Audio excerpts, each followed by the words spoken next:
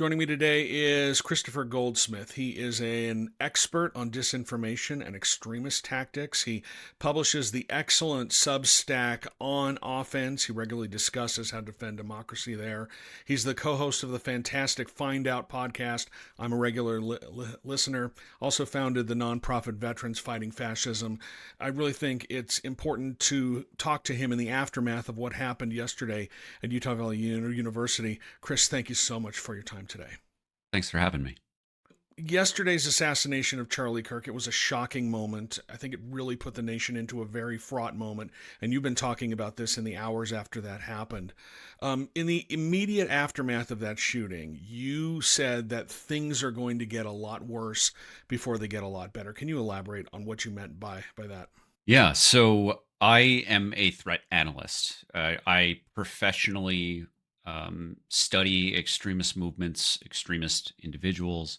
I infiltrate extremist organizations, and I've been doing this for years. I've gotten very good at predicting not just what extremist movements, groups, or individuals will do, but really how this country will respond, when and where things will happen. Over the last several years, I have been a key part of developing scenario planning and war games. As we mentioned before we started recording, they even made a movie about this work. And all throughout the last few years, I have been told time and time again, oh no, this is too extreme. This is too unrealistic.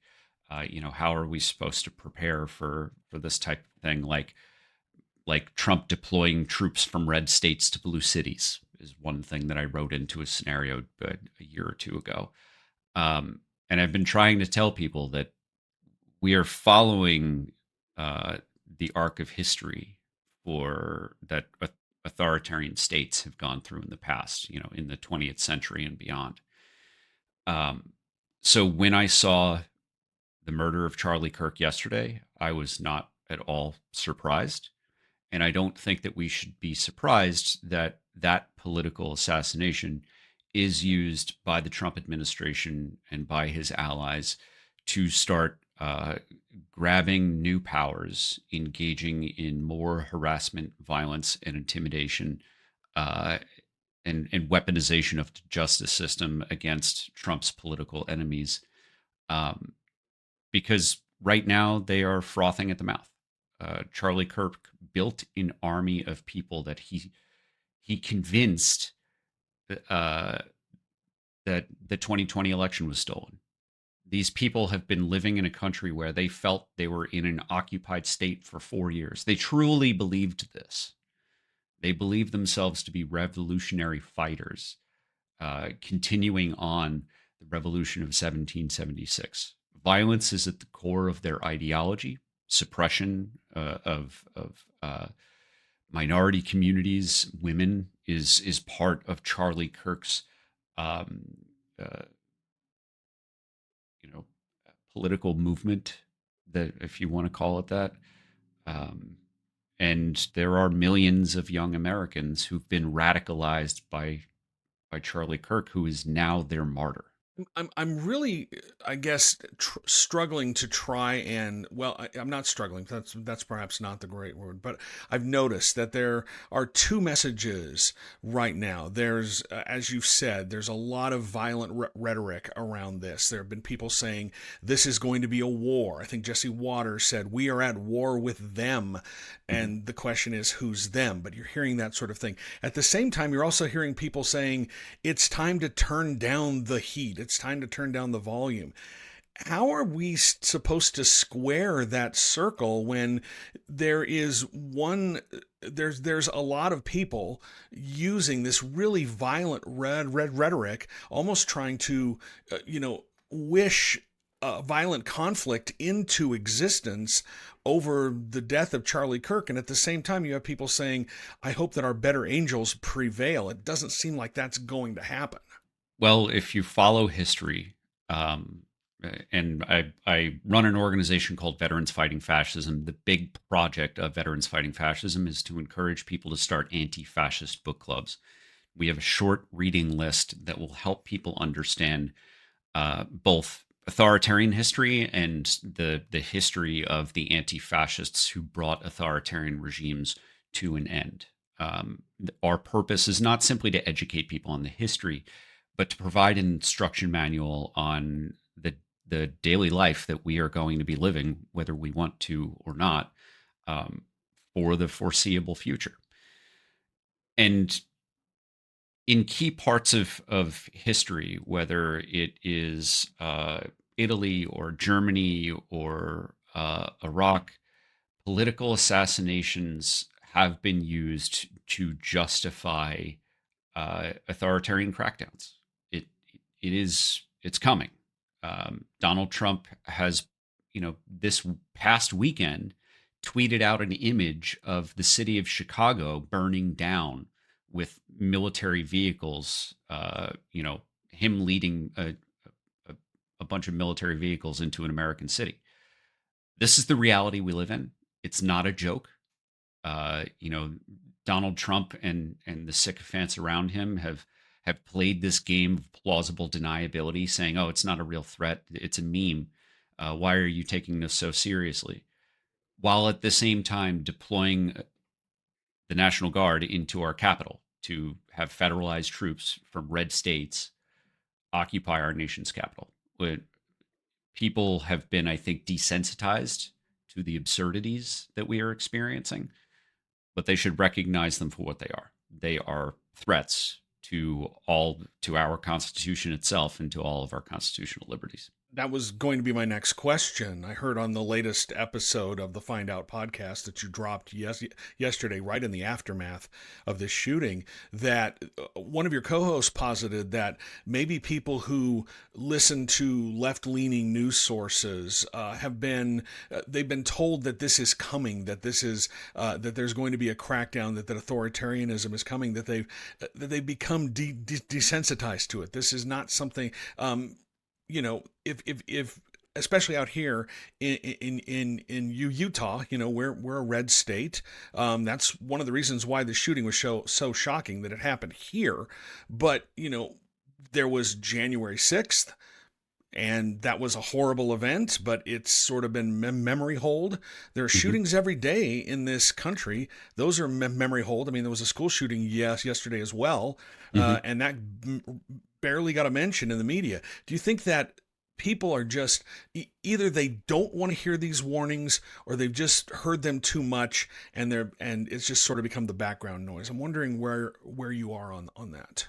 Yeah, I am someone who used to be on MSNBC all the time. So I'm not speaking in a derogatory way about MSNBC and its audience, but I am making a statement of fact that that there's a large subset of our population who has been in hysterics about uh, an authoritarian takeover coming.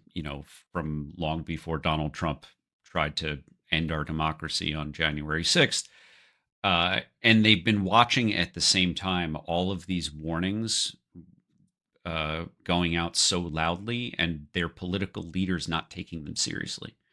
Uh, you know, Joe Biden called Donald Trump a fascist. And even though Donald Trump clearly engaged in a violent conspiracy to end our democracy, Joe Biden thought that rules and norms were going to save us. And Merrick Garland, the Attorney General, throughout the entire Biden presidency, sat on his hands rather than prioritize a domestic threat. Um, we have, I think, made the same mistake with January 6th that we did with the Civil War, in saying, we're going to let the bad guys be. We're going to hope that us showing our better angels makes them want to mirror that. When, after we didn't punish the enslavers of the South after the Civil War, after we granted freed black people, 40 acres and a mule, we took it. We, the government of the United States, took that back and gave it back to those plantation holders, who then effectively re-enslaved now freed people. The fact that we didn't uh, ruthlessly prosecute, according to the letter of the law, everyone involved in the conspiracy to end our democracy on January 6th, is showing us that we've just allowed Donald Trump to take another shot at ending our democracy, but this time doing it with a lot more allies who are a lot more radicalized than those that he had with him in his first term. One of the things that you also study and write about and talk about is misinformation, Mhm. and there was a lot of it flying around in the hours after this happened. And I try to caution people when something is breaking like that, seek out trusted news sources because, I mean, X was a total dumpster fire yesterday with Mhm. people claiming that Kirk had died before we got the actual word that he had died. When I saw the really graphic video up close after he got shot, there was a part of me that looked at that and said, that seems like too much blood. Could this possibly be AI? That's where my mind went. And even now, we're getting all sorts of unconfirmed reports about the investigation. I know the Wall Street Journal had one, and I don't know if you saw this earlier Mhm. today. Yeah, I saw that. That the bullets were inscribed with what they described as transgender and anti-fascist ideologies. One, if that turns out to be true, I think that that's a very dangerous development in this, given everything that you've talking about. But even if Mhm. it's not true, it's already out there. It's in Yeah. the media ecosphere, and people never read the corrections. And this just seems like we're heading into a perfect storm here. Whether or not it's true that that the bullet casings were engraved with, the phrase that the Wall Street Journal used was transgender and anti-fascist ideology. Um, I it doesn't matter. Like you said, the information is already out there. People are already informing their opinions based on it, and that information is adding fuel to the fire. Uh, right now, there are websites that are spinning up with with pictures and home addresses and social media accounts of people who, in the past, have criticized Charlie Kirk for being a person who promotes racism and xenophobia and misogyny.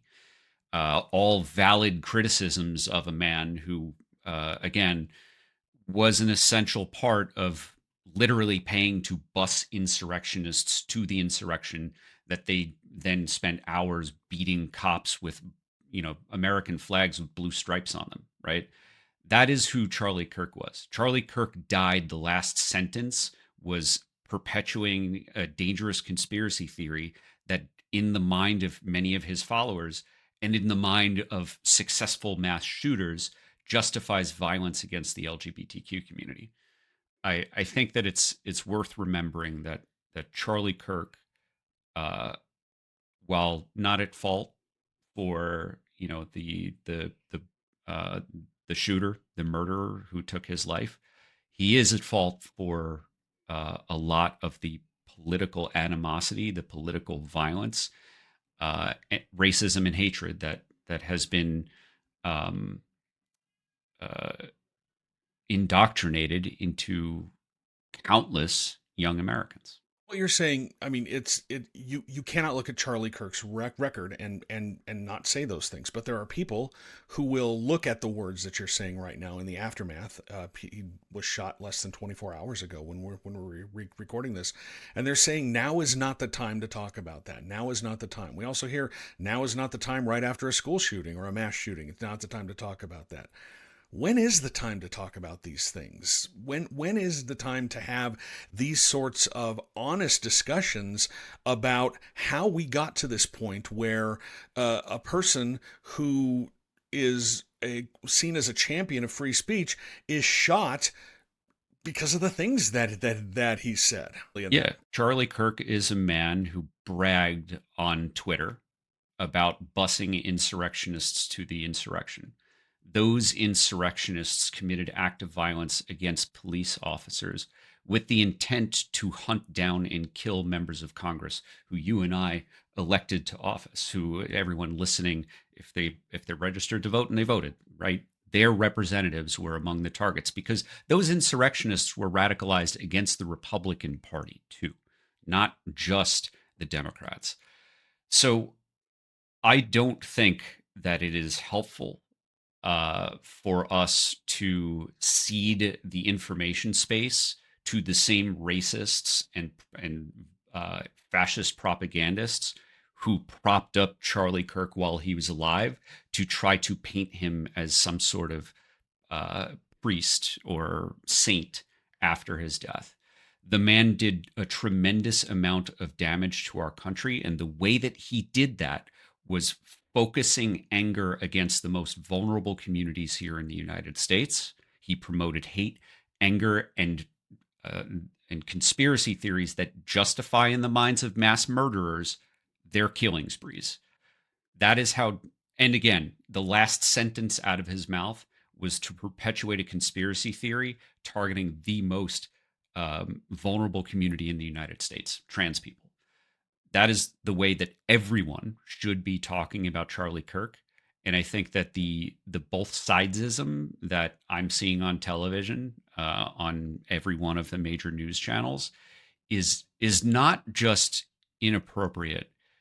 It is rewriting history in a way that is dangerous and will make it harder for us to fight against the forces of fascism as they take over the United States. What advice would you give everybody out there, regardless of political illustration, to get a handle on this moment that we're heading into? I spoke to someone yesterday who is convinced that what lies ahead is something that may look like the Troubles in Northern Ireland, that sort of political violence, because once it's been introduced as part of the conversation as a legitimate or well as as an expression, as an expression, you can't turn that off. What sort of things would you tell people to help them sort of get their minds around this moment, to get a handle on this moment that we seem to be sending into? Yeah, so I think that folks should focus on the local. Fascism doesn't just come from the White House or the halls of Congress. Fascism grows in your backyard. It is a grassroots movement. So if you want to control it, you need to control it where you have control. I am a national figure. I am someone who has hundreds of thousands of social media followers. I have a podcast, right? Like I am a different kind of person. So I'm doing a different kind of thing. The vast majority of people listening to this will be much more influential if they simply start showing up at school board meetings and seeing if extremist organizations are trying to get their representatives or their allies elected so that they can do things like ban books about diversity, the LGBTQ community, about the true history of the United States, of things like slavery, the Civil War, how the Western Hemisphere was colonized, right? These are the things that every American, no matter where you are in the United States, you can make a much bigger difference there.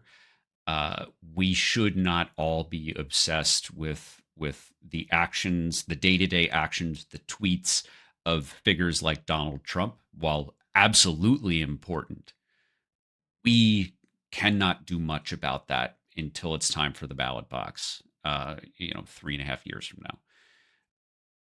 Instead, uh, we need to be focused on the off-year elections that most people don't pay attention to, and the our representative democracy at the most local level, your school board, your city, your state, your town.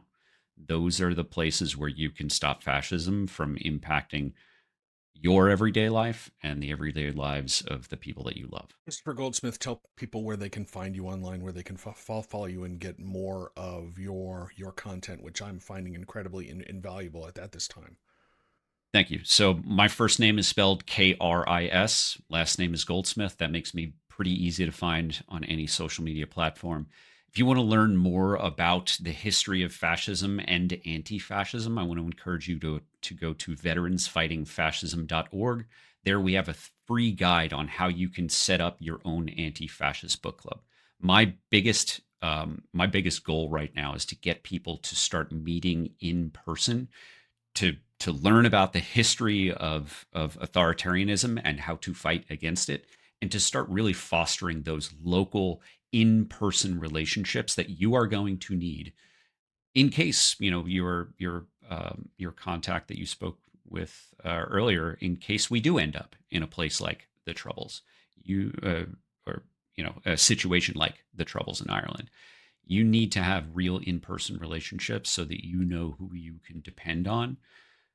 Not for fighting back. I'm not talking about a kinetic thing. I'm talking about for a reliance on your basic needs, and included in that is to feel safe and connected to other human beings. So go to veteransfightingfascism.org, download your guide for the Anti-Fascist Book Club, start meeting people, do these in-person meetings. Everything that you need is on that website. Chris Goldsmith, thank you so much for your time. I really appreciate it. I hope we can do it again. Thank you. I'd be happy to come back.